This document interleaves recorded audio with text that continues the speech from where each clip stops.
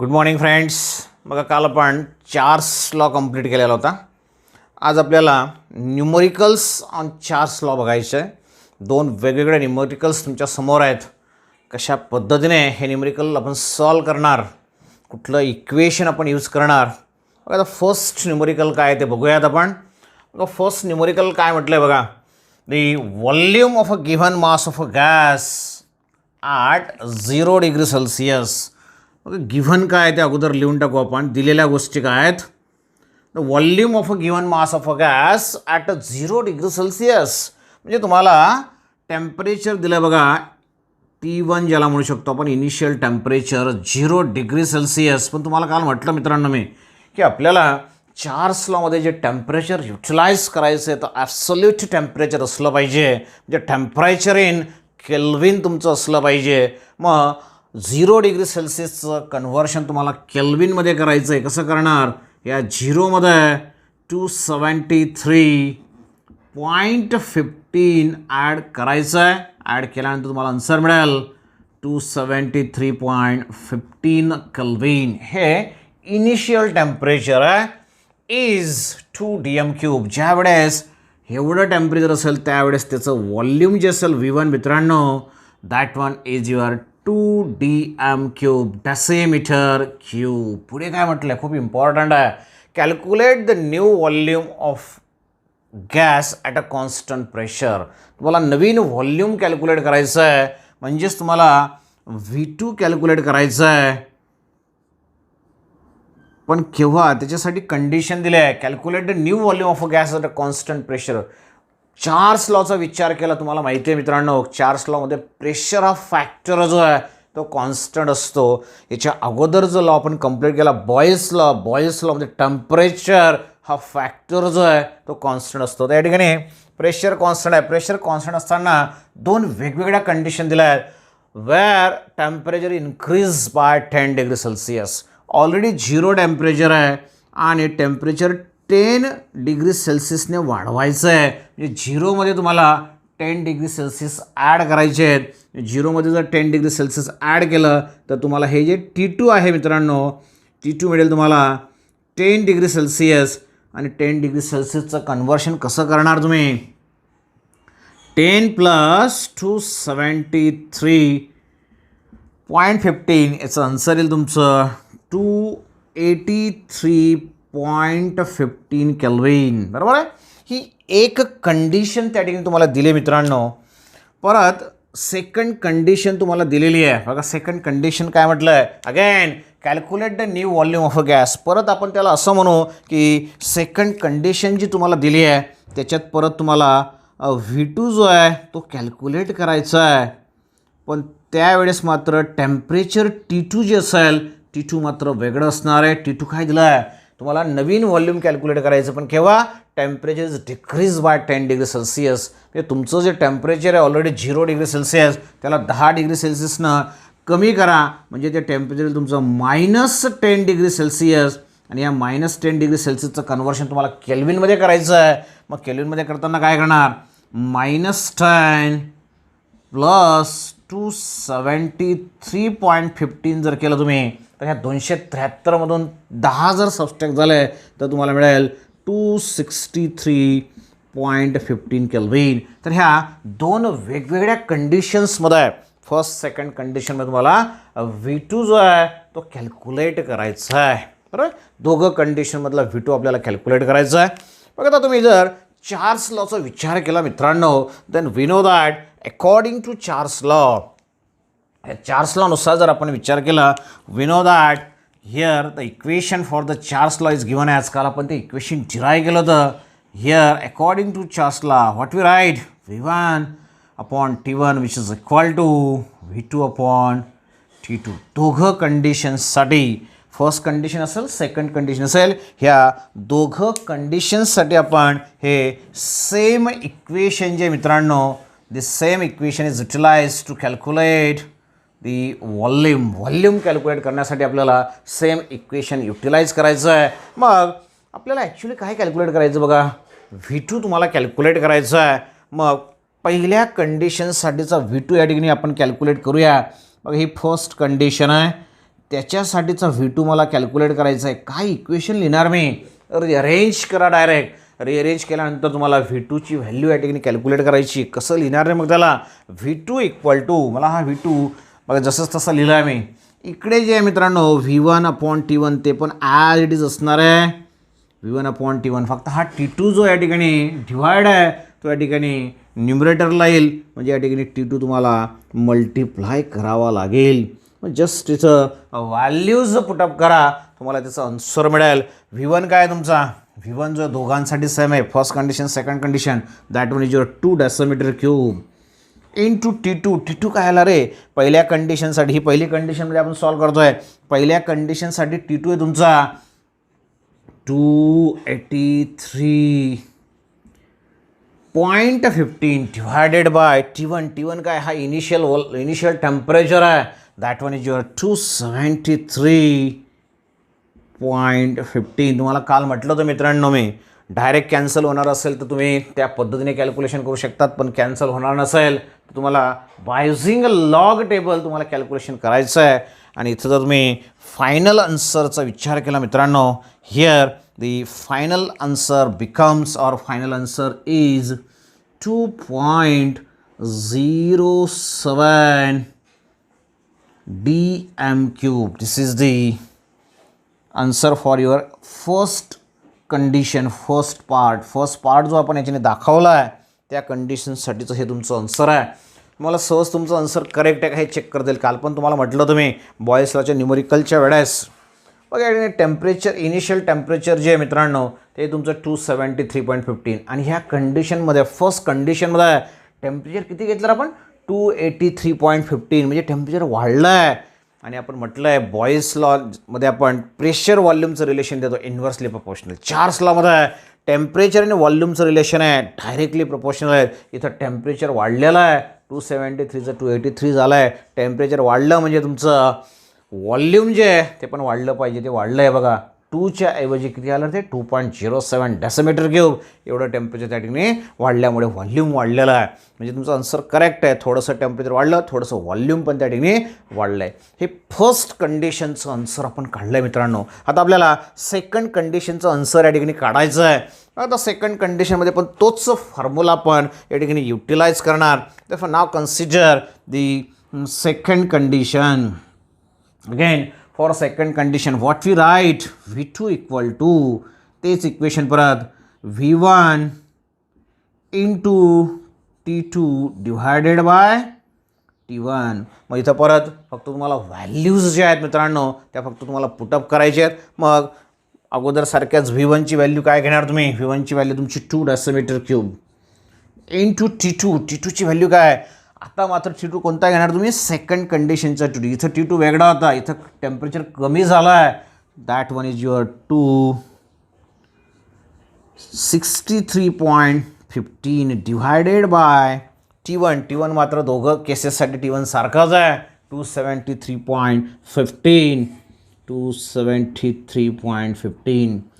बघा जस्ट त्याचं आन्सर तुम्ही कॅल्क्युलेट नाही केलं तरी तुम्हाला ते समजलं पाहिजे, कॅल्क्युलेट करता आलं पाहिजे. त्याचं आन्सर काय हे तुम्हाला माहिती असलं पाहिजे, कारण की ऑलरेडी एक आन्सर आपण काढला आहे. जर टेम्परेचर 10 डिग्री सेल्सिअसने वाढवलं तर आपलं व्हॉल्यूम 0.7ने वाढलं आहे. बरोबर आहे का? 0.7. कारण की ऑलरेडी 2 होता. 2चा किती झाला तो?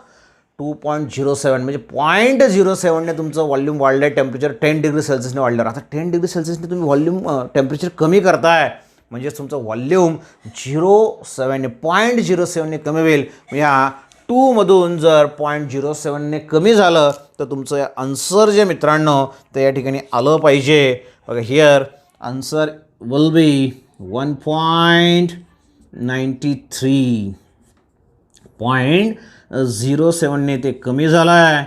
म्हणजे तुमचं फायनल आन्सर या ठिकाणी येईल 1.93 dm क्यूब. तर अशा पद्धतीने दोन वेगवेगळ्या कंडिशन्समध्ये व्हॉल्यूम कशा पद्धतीने चेंज झालं. टेम्परेचर वाढलं तर व्हॉल्यूम वाढणार, टेम्परेचर कमी केलं व्हॉल्यूम कमी झालेलं तुम्हाला दिसतं आहे. बरोबर. तर हे फर्स्ट न्यूमरिकल जे आहे which depends on your Charles law आपण ते सॉल्व केलं आहे. सिमिलरली दुसरं न्यूमरिकल तुम्हाला त्या ठिकाणी दिलेलं आहे.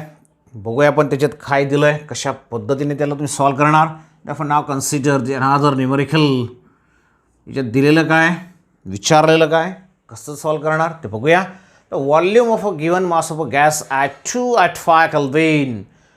म्हणजे तुम्हाला टेम्परेचर देऊन टाकलं आहे T1 which is equal to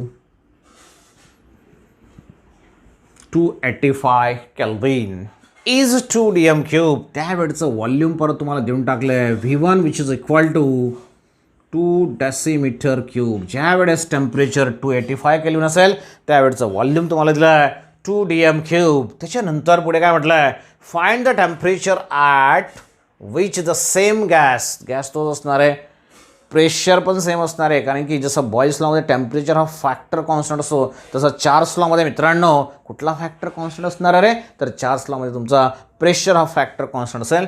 same gas has a volume of 3.4 dm cube. नंतरचं जे व्हॉल्यूम आहे V2 जे मित्रांनो किती झालं आहे रे, 3.4 dm क्यूब. काय म्हटलं बघा, फाइंड द टेम्परेचर. म्हणजे T2 तुम्हाला फाइंड आउट करायचं आहे at with the same gas has a volume of 3.4 dm cube. Volume वाढलं आहे, टेम्परेचर पण वाढेल. ते वाढलेलं टेम्परेचर तुम्हाला कॅल्क्युलेट करायचं आहे. Assume that the pressure remains constant through out. Already तुम्हाला सांगितलं चार्ल्स लॉ म्हणजे तुमचा प्रेशर जो आहे तो कॉन्स्टंट असणार आहे मित्रांनो. बघा दिलेल्या गोष्टी तुमच्या समोर आहेत. Just according to Charles law काय लिहिणार तुम्ही,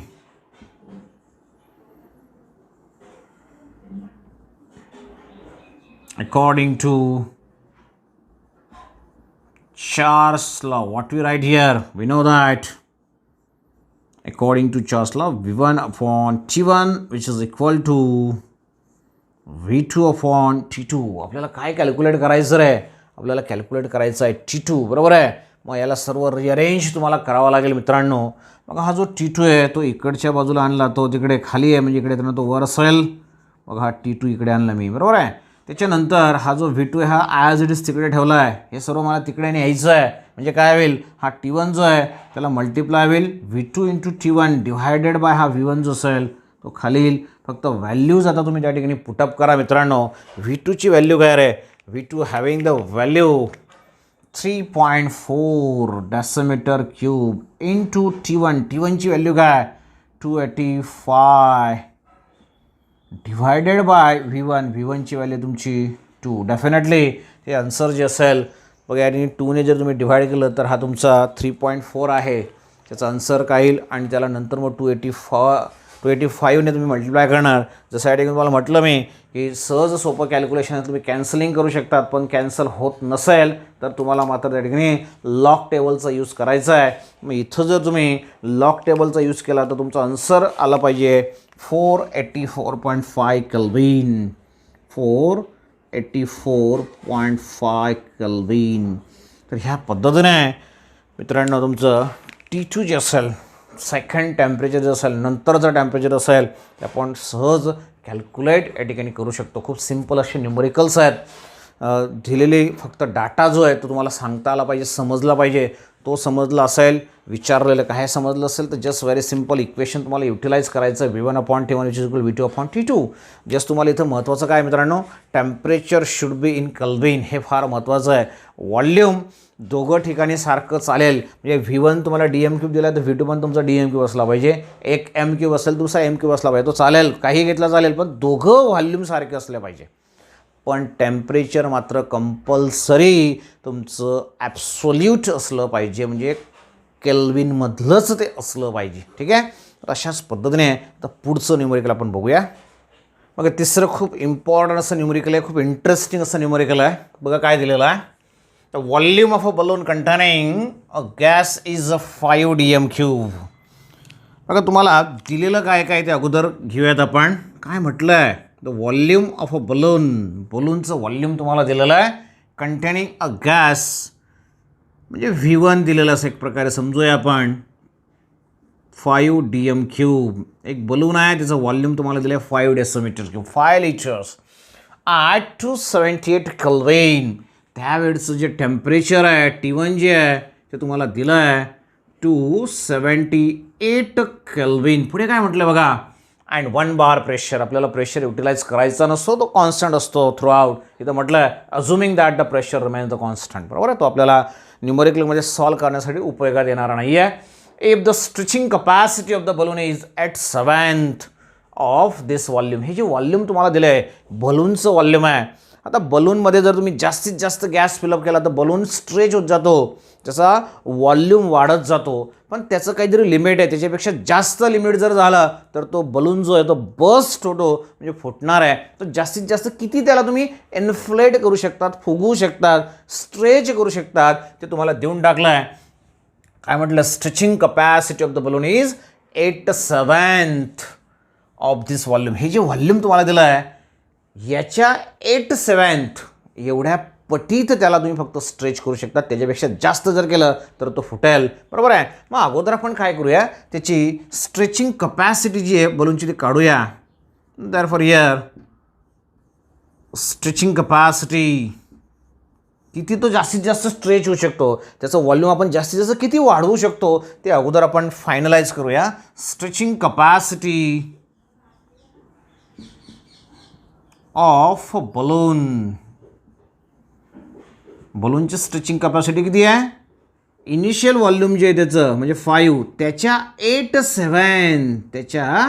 8/7 म्हणजे 5ला आपण 8/7ने मल्टिप्लाय जर केलं तर तुम्हाला जे आन्सर मिळेल ती त्याची मॅक्सिमम कपॅसिटी असेल. Therefore here if you calculate this, बघा 5 × 8 जर केलं तर तो 40 होऊन जाईल. 40 / 7 होईल. बरोबर आहे का. सो तुम्हाला कॅल्क्युलेट करता येईल. आणि या 40ला जर आपण 7ने डिव्हाइड केलं तर सहज त्याला तुम्ही डिव्हाइड करू शकता. 7×5 उरले 5, भाग जात नाही म्हणून पॉईंट, डेसिमल पॉईंट येणार. 5वर 0 घेतला 50 झाला. मग 7ने 50ला डिव्हाइड केलं आपण, 50/7 जर केलं तर किती येईल रे, 7 / 50 7 बरोबर आहे. 7 5.7 आलं तुमचं आन्सर नियर अबाउट. अजून जर विचार केला तर अजून 1 तुमचा शिल्लक राहिला आहे, म्हणजे त्या 1ला जर परत तुम्ही डिव्हाइड केलं तर 5.71 तुमचं आन्सर. ही काय झाली, त्याची मॅक्सिमम स्ट्रेचिंग कपॅसिटी जी आहे ती तुमच्या बलूनची असणार आहे. डिवाइड करून बघा तुम्ही, तुम्हाला सहज आन्सर मिळेल 5.71 decimetre cube. This is the stretching capacity of the balloon. याचा अर्थ काय, तर बलूनला तुम्ही जास्तीत जास्त त्याचा व्हॉल्यूम वाढवण्याचा जर प्रयत्न केला तर इथपर्यंत वाढू शकतो 5.71 डेसिमीटर क्यूब. कोणापासून, 5 पासून तर 5 एवढंच त्याची कपॅसिटी आहे. 5.71च्या वर जर गेलं तर मात्र तो बलून जो आहे तो बस्ट होणार, फुटणार. मग आता तुम्हाला विचारलं काय बघा, पुढे खूप इंटरेस्टिंग विचारलं तुम्हाला. ए पार्ट विचारला आहे, will it burst at 30 degree Celsius. जर त्या बलूनचं टेम्परेचर आपण 30 डिग्री सेल्सिअसपर्यंत नेलं तर तो बस्ट होईल का. मग ते कसं काढणार बघूया आपण आता. ए कंडिशन आहे, खूप इंटरेस्टिंग आहे बघा. ए पार्ट बघा, आता V1 जो आहे तो कॉन्स्टंट राहणार, याच्यात काही बदल होणार नाही आहे. V1 जो घेतला आपण तो आहे तुमचा 5 डेसिमीटर क्यूब, ऑलरेडी आपण लिहिला आहे त्याला. त्याच्यानंतर त्यावेळचं टेम्परेचर जे आहे तुमचं ते 278 केल्विन बरोबर आहे. आता काय म्हटलं त्याने, will it burst at 30 degree Celsius, म्हणजे जास्तीत जास्त टेम्परेचर तुम्हाला किती न्यायचं आहे, 30 डिग्री सेल्सिअस न्यायचं आहे. मग T2 = 30 डिग्री सेल्सिअस. मग या 30चं कन्व्हर्शन तुम्हाला कशामध्ये करावं लागेल, तुम्हाला मागच्या पण सांगितलं मी की इथं जे टेम्परेचर आपण घेणार ते टेम्परेचर असतं तुमचं केल्विनमधलं. म्हणून ह्या 30मध्ये तुम्ही 273 ॲड करा. 273.15 केला तरी चालेल, तो 0.15 निग्लेक्ट केला तरी पण चालेल. मग समजा हे ॲड केल्यानंतर तुम्हाला टेम्परेचर मिळेल 303 केल्विन बरोबर आहे. मग आता ह्या टेम्परेचरला जर टेम्परेचर 30 डिग्री सेल्सिअस असेल, म्हणजे 303 केल्विन असेल, तर तो बस्ट होईल का ते आपल्याला शोधायचं आहे, फाइंड आउट करायचं आहे. मग अगोदर ह्या टेम्परेचरला, टेम्परेचर वाढलं आहे बघा, 278 पासून 303 पर्यंत गेलं आहे, म्हणजे त्याचं व्हॉल्यूम पण वाढेल की नाही. येस, डेफिनेटली त्याचं व्हॉल्यूम वाढेल. मग अगोदर आपण किती व्हॉल्यूम आहे ते बघू. ह्या टेम्परेचरला तो जास्तीत जास्त किती त्याचं व्हॉल्यूम वाढवतो. ते व्हॉल्यूम जर 571 पेक्षा जास्त गेलं तर तो ब्रस्ट होणार, म्हणजे फुटणार. आणि ते व्हॉल्यूम ह्या टेम्परेचरला जर 5.71 पेक्षा कमी असेल तर बस्ट होणार नाही. म्हणजे अगोदर आपल्याला V2 जो आहे तो कॅल्क्युलेट करायचा आहे. मग अकॉर्डिंग टू चार्ल्स लॉ आपण काय लिहितो रे, V1/T1 which is equal to V2 upon T2 बरोबर आहे. देअरफॉर मग आपल्याला V2ची व्हॅल्यू काढायची आहे. मग देअरफॉर V2 इक्वल टू काय लिहिणार. V2 me as it is ठेवला आहे. V1 T1 पण मी जसा तसा ठेवला आहे. V1 अपॉन T1 आणि हा T2 फक्त मी त्याला मल्टिप्लाय करतो आहे. हा T2 सर व्हॅल्यूज पुटअप करूया आपण. V1ची व्हॅल्यू तुम्हाला काय दिली बघा. V1ची व्हॅल्यू तुम्हाला दिली 5 डेसिमीटर क्यूब इंटू T2 आता बघितला आपण 303 kelvin divided by T1 already तुम्हाला देऊन टाकला 278 केल्विन. मग हे कॅल्क्युलेशन केल्यानंतर तुम्हाला आता ह्या V2ची व्हॅल्यू मिळेल. कशामध्ये मिळेल ते डेसिमीटर क्यूबमध्ये मिळेल. कारण की V1 पण तुम्हाला DM क्यूबमध्ये दिलेलं आहे. आणि हे आन्सर जर तुम्ही कॅल्क्युलेट केलं मित्रांनो तर तुमचं आन्सर येतं आहे 5.449 DM क्यूब. बघा आता जर मी त्या बलूनचं टेम्परेचर 30 डिग्री सेल्सिअस केलं म्हणजे 303 केल्विन केलं तर त्याचं व्हॉल्यूम हळूहळू वाढेल. अगोदर जे 5 DM क्यूब होतं ते जास्तीत जास्त किती होईल रे 5.5 लिहिलं तरी चालेल. 449 म्हणजे तो 5 जवळपास समजूया आपण. मग जास्तीत जास्त तो 5.4 किंवा 5.5 पर्यंत जात आहे आणि त्याची कपॅसिटी त्याच्यापेक्षा पण जास्त आहे. तो बस्ट होणार नाही. अजून त्याच्यात कपॅसिटी आहे तो स्ट्रेच होण्याची. मग तुम्ही काय लिहिणार 830 डिग्री सेल्सिअस म्हणजे तुम्हाला खाली मेन्शन करावं लागेल बलून विल नॉट बस्ट. काय म्हणणार तुम्ही बलून